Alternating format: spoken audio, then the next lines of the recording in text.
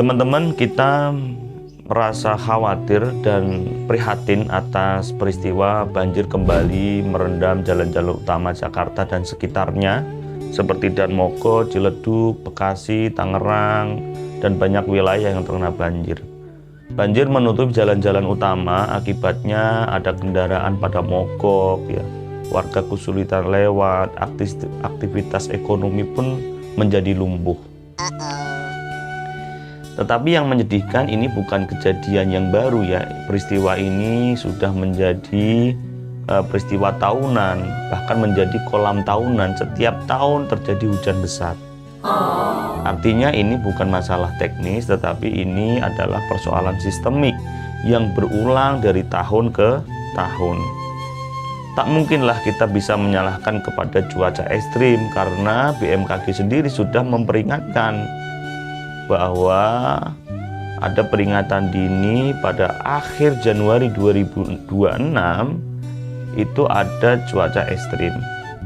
Bahkan BMKG juga menjelaskan penyebabnya secara ilmiah, itu seperti bibit siklon tropis, ya, ada pengaruhnya monsun, ada gelombang atmosfer, dan lain-lain. Artinya banjir ini bukan datang tiba-tiba, ada tanda-tanda, ada prediksi, dan ada peringatan. Masalahnya, peringatan ini tidak digubris oleh orang-orang yang memiliki kebijakan di negeri ini. Namun sayang, rata-rata respon dari pemangku kebijakan itu lambat. Info ini mungkin tidak digubris. Mereka hampir selalu sama. Mereka biasanya berkomentar, kami akan memodifikasi cuaca, warga diminta untuk mencari jalur yang lain, jalur yang aman, petugas diminta untuk mengatur lalu lintas, kemudian pemerintah melakukan pendataan yang terdampak banjir. Ini yang dilakukan mereka. Seolah-olah banjir dianggap takdir rutin, bukan masalah serius yang harus dituntaskan atau diselesaikan.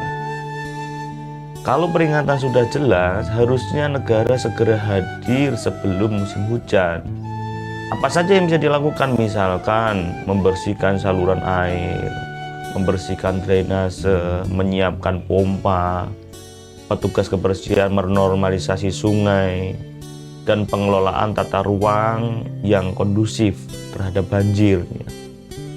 Atau mungkin menindak para pengelola perumahan yang tidak memikirkan drainase, hanya fokus kepada untung.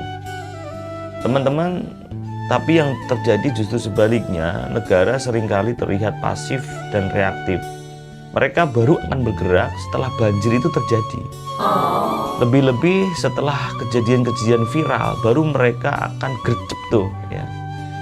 Penanganan banjir sering terjebak pada logika jangka pendek, fokus pada efisiensi anggaran proyek, tambal sulam kebijakan tak menyentuh akar permasalahan. Di sisi lain, kerusakan lingkungan terus terjadi, ya.